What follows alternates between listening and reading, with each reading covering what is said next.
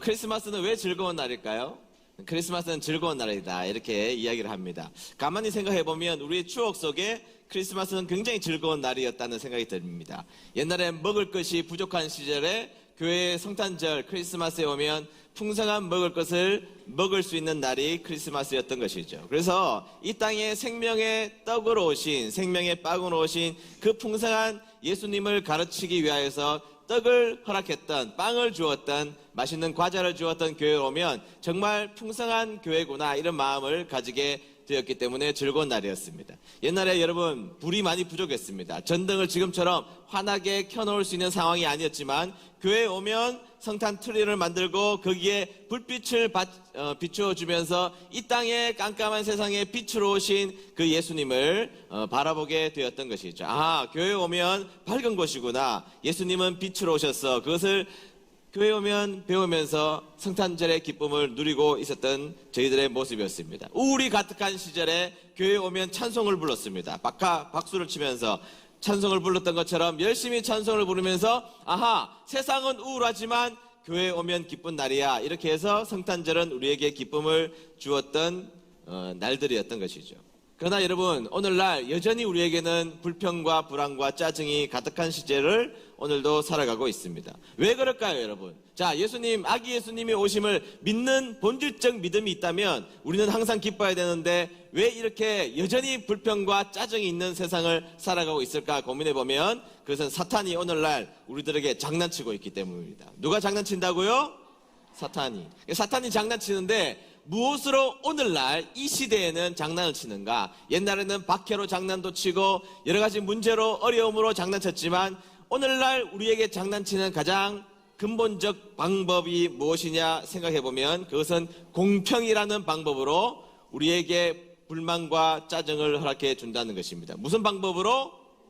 공평이라는 방법으로. 여러분 생각해보세요. 사탄은 여러 가지 방법을 사용해 왔지만 오늘날은 공평이라는 방법을 통하여서 우리를 괴롭히고 있다는 것이죠. 이것이 공평한가? 합리적인가? 법에 맞는가? 그 다음에 평균에 부합한가? 이 문제를 가지고 사람들을 괴롭히기 시작하더라는 것입니다. 그래서 여러분, 우리들이 살고 있는 삶은요, 온통 평균에 대한 이야기가 되게 많은 인생을 살아가고 있습니다. 내 키에 평균이 미치느냐 미치지 못하느냐, 내 키가 평균보다 크냐 작냐, 이 문제 굉장히 많이 따지고 있죠. 세상에는요, 내 점수가 평균 점수보다 높은지 낮은지 반평균인지 이런 문제를 굉장히 많이 따지고 있습니다. 내 소득이 평균 소득인지 평균 소득 위인지 낮은지 이 문제를 가지고 계속해서 따지고 있는 세상을 살아가고 있다는 것입니다. 그리고 그 평균의 가치값을 두고 사람들을 평가하고 있고 다른 사람들도 나를 평가하지만 나도 그 평균값에 의해서 나를 평가하고 있다는 사실입니다. 그래서 평균에 미달되면 불평을, 평균에 넘어서면 교만을 하게 만드는 사탄의 전략이 있다는 것이죠. 그래서 여러분 보세요. 성적표가 집으로 배달되는 그 순간, 자, 어떤 일이 발생합니까? 성적표를 본 엄마 아빠의 말이 어때요? 넌 어떻게 밥을 평균보다 많이 먹으면서 성적은 반평균보다 못하냐? 내가 너보고 1등 해오라 그랬어? 반평균은 넘어야지. 네, 항상 그렇게 이야기를 들어왔습니다. 당신 내가 돈 많이 벌어오라 그랬어? 남들만큼은 벌어와야지. 네, 그런 이야기를 하고 지낸다는 것입니다. 내가 당신 보고 뭐 맛있는 반찬 많이 하라고 그랬어? 남들처럼 오첩 밤상은 해야지.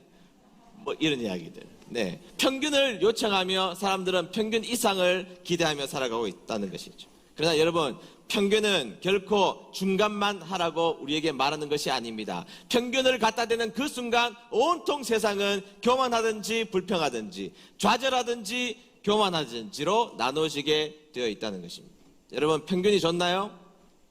제가 설교 준비하면서 우리 교회 사역자들에게 옷 사이즈를 제가 물어봤습니다. 네, 옷 사이즈를 물어보니까 어떤 사역자는 115를 입는다고 그랬습니다. 115. 네, 누군지 말하지 않아도 알아요. 그냥 쳐다보면 알게 되어 있습니다. 네, 115 입는데요. 어떤 사역자는 분명히 105 같은데 95 입는다고 우겼습니다. 어떤 사역자는 110보다 큰 것 같은데 자기는 110 슬림이라고. 근데 110 내에도 슬림이 있나 봐요. 잘 모르겠지만 슬림이라고 까가지고 오겠습니다. 어쨌든 제가 평균을 내보니까 우리 교회 사역자가 105 사이즈더라고요. 105 사이즈. 근데 여러분, 평균 값으로 우리가 모두 재단을 한다고 생각해 보시죠. 자, 옷을 단체 티를 구입하는데 평균이 좋으니까 평균 값으로 105 사이즈를 다 샀다고 생각해 보세요. 그러면 105 사이즈에 맞는 두 명에게는 기분이 좋지만 115가 입으면 쫄쫄이 옷이 될 것이고 95가 입으면 얻어 입은 옷처럼 옷이 되고 만다는 것이죠. 네, 그것이 바로 평균의 값이라는 겁니다. 평균은 누구도 행복하게 하지 못하는 내용이라는 것이죠. 자, 105가 평균이었는데 어느 날 100으로 평균이 바뀌면 더 골치 아픈 문제가 더 많이 생길지도 모른다는 것이죠. 근데 여러분, 이 문제가 기독교인들에게는 오래전부터 알고 있었죠. 자족하기를 배워야 되고 평균에 미달된 초대교회 성도들이 살아가면서도 그 삶을 만족하는 삶을 살았죠. 근데 여러분, 세상도 알기 시작했습니다. 평균이 주는 맹점이 얼마나 무서운지를 이제는 세상도 알게 되었던 것이죠. 평균의 종말이라는 책이 있거든요. 평균의 종말. 한번 읽어보셔도 좋은 책이라고 생각하는데요. 이 책을 쓴 사람은 하버드 대학교의 교수인 토드 로즈라는 사람이에요. 토드 로즈라는 사람인데 이 교수님은 고등학교 다닐 때 성적이 평균 이하였습니다. 비난당했습니다. 많은 사람들로부터 무시당했습니다. 그런데다가 정신과 진료를 받았더니 ADHD 진단을 받았습니다. 그러니까 부모들도 절망하고 온 사람들은 절망했습니다. 그리고 학교에 적응하지 못하고 부적응자로 낙응이 찍혀서 결국에는 학교를 중퇴해버리고 맙니다. 그러니까 여러분, 중퇴하는 그 순간 가족들이나 부모들은 실망했고 본인도 실망했습니다. 그러나 중퇴한 이후에 이 사람에게 반전이 시작돼요. 중퇴한 이후에 자기만의 고유한 재능을 발견하게 됩니다. 그런데 이 사람이 자신의 스토리나 그런 것을 이야기하면서 평균의 위험성을 이야기하고 있죠. 그러면서 이런 이야기를 합니다. 책을 읽어보면 이 평균의 개념을 처음으로 도입한 사람은 테일즈라는 사람이었는데 산업화 시절에 표준화 시스템을 만들었다는 거예요. 표준화 시스템을 만들고 교육이 이 표준화 시스템에 맞는 사람들을 길러내는데 모든 교육들이 앞장서게 되었다는 것입니다. 표준을 만들어 놓고 그 당시에 모든 사람이 기뻐했대요. 이렇게만 살면 되고 이 정도만 살면 되고 이렇게만 훈련받으면 전 세계가 평화로울 것이라고 생각하면서 그 표준화 작업에 대해서 박수를 쳐주게 된 것입니다. 그런데 그때부터 세상은 우등생과 일부의 우등생과 대다수의 열등생을 양산하기 시작했던 것입니다. 일부의 우등생과 대다수의 열등생을 양성하기 시작됐다는 것이죠. 그리고 오늘날까지 우리는 평균의 함정에 허우적거리고 살아가는 것이 오늘의 인생이라고 지적하고 있는 장면입니다. 네, 그 장면을 가지고 이 평균, 중간, 이 이야기를 가지고 끊임없이 사람을 재단해버리는 오늘날의 세상을 살아가고 있습니다. 근데 여러분, 이 평균을 주장하는 세상에 역전의 드라마를 쓰신 분이 한 분 계시죠. 자, 그분은 예수님이신데요. 예수님이 이 땅에 오심을 성경에서는 어떻게 기록하고 있는지 이 기가 막힌 반전을 한번 보실까요? 누가복음 2장 11절 말씀입니다. 누가복음 2장 11절 다 같이 읽습니다. 시작. 오늘 다윗의 마을에 너희를 위하여 구세주께서 태어나셨다. 그는 곧 그리스도 주님이시다. 아멘. 믿습니까? 네, 여기 보면 오늘 다윗의 마을에 누구를 위하여?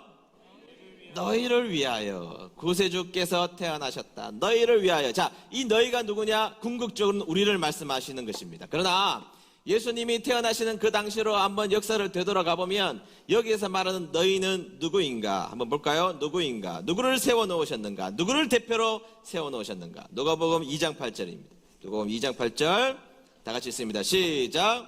그 근처 들판에서 목자들이 밤에 양떼를 지키고 있었습니다. 네, 아멘. 자, 여기서 말하는 너희들은 목자를 가리키죠. 목자. 누구라고요? 목자입니다. 여러분, 우리가 목자 그러면 자, 우리는 목가적인 이미지를 그리죠. 저 푸른 초원 위에 그림 같은 집을 짓고 하얀 양떼를 돌보며 그렇게 살아가는 너무나 아름다운 장소에서 아름다운 생활하는 목자를 생각하지만 결론부터 말하면 그 당시의 목자들은 스스로 불행하다고 여기며 살아가는 사람이었어요. 뿐만 아니라 많은 사람들도 목자야말로 가장 불행한 인생이라고 말하는 사람들이 목자였어요. 유대인의 기도문 시몬의 에스레에 나오는 기도문에 보면 이렇게 기도문이 되어 있습니다. 제가 한번 읽어볼게요. 하나님, 나를 이방인으로 태어나지 않게 하시고 노예로 태어나지 않게 하시고, 그리고 당나귀 몰이꾼, 직업이 나오죠. 낙타 몰이꾼, 뱃사공, 마부, 푸죽간 주인, 노름꾼, 고리 대금업자, 세리, 대장장이, 무두장이, 행상, 직조인, 이발사, 철공업자, 그리고 목자로 살지 않게 해주셔서 감사합니다. 이게 기도 제목이에요. 목자로 태어나서 목자로 살지 않게 해주셔서 하나님 너무 감사해요. 이렇게 기도했다는 것이죠.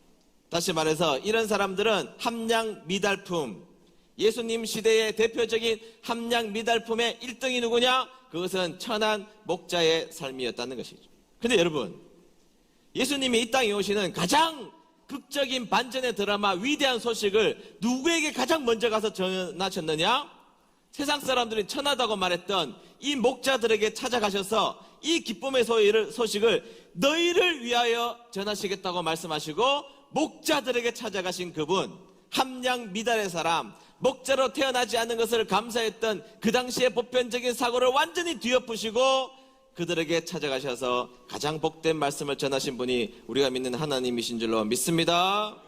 그게 바로 너희를 위하여예요. 너희를 위하여, 천한 너희를 위하여, 못난 나를 위하여 이 땅에 오셨다는 거죠.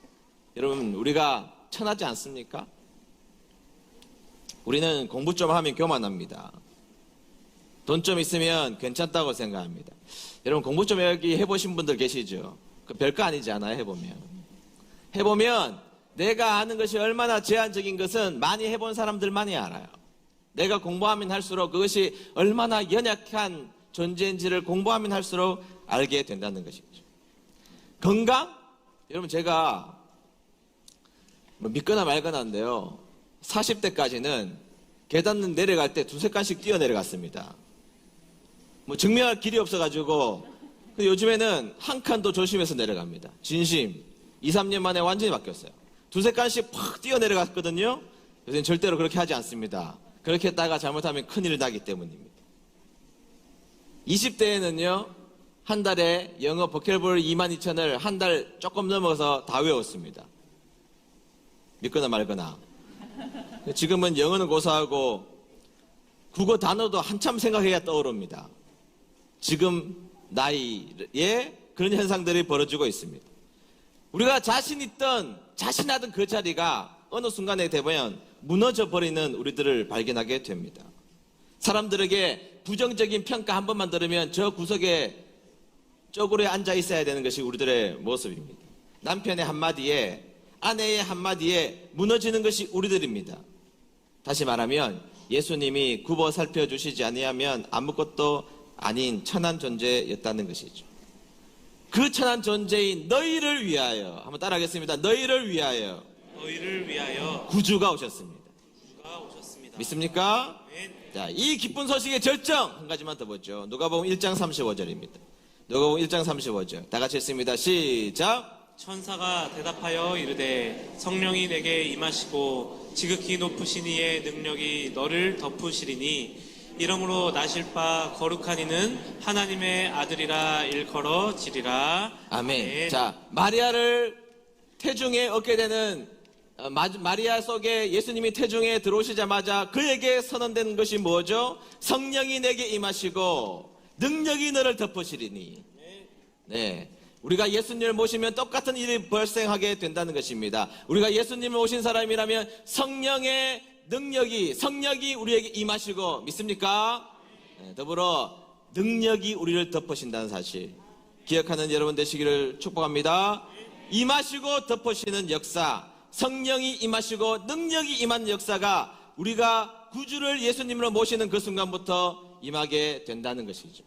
함량 미달이었던 우리에게 예수님이 찾아오시고 우리를 덮으시고 우리에게 임하시는 귀한 은혜가 우리에게 임하게 된 줄로 믿습니다.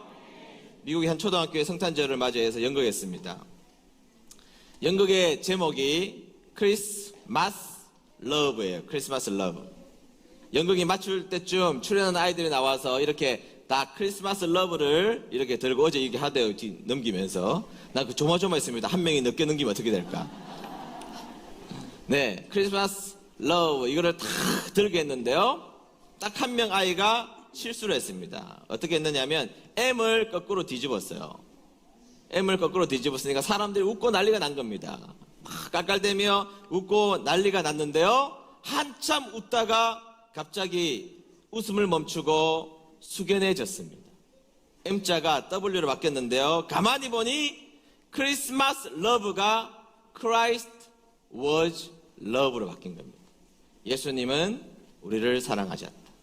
2000년 전에 이 땅에 오신 그 예수님이 우리를 그렇게 사랑하셔서 그 고귀한 몸을 지키시고 십자가에 죽으시고 피 흘리시기 위해서 이 땅에 오신 그 본질적인 사건이 눈에 들어오기 시작했던 것이죠. 2000년 전에 이 땅에 오셔서 함량 미달인 우리를 위해서 죽으셨습니다. 믿습니까? 네. 그래서 크리스마스 러브, Christ was love. 예수님은 우리를 위한 사랑이셨던 것입니다. 파스칼의 이야기 하나만 하고 마치도록 하겠습니다. 사람들은 흔히 속세적인 행복을 찾다가 결국 아무것도 얻지 못하고 기진맥진 한두 팔을 그리스도 앞에 내놓을 때 비로소 행복을 느끼게 된다. 우리가 세상 살아가다가 행복을 찾아서 끊임없는 여정 속에 살아가고 있죠. 그러다가 어느 순간 깨닫는 한 가지 사실, 행복은 거기로부터 오는 것이 아니구나. 영적으로 가득한 우리들의 행복은 궁극적으로 예수님 만나야 행복하다는 것을 깨닫고 기진맥진한 채 그리스도 앞에 우리의 모든 것을 내놓을 때 거기서 행복이 찾아온 역사, 그 역사가 크리스마스의 역사인 줄로 믿습니다.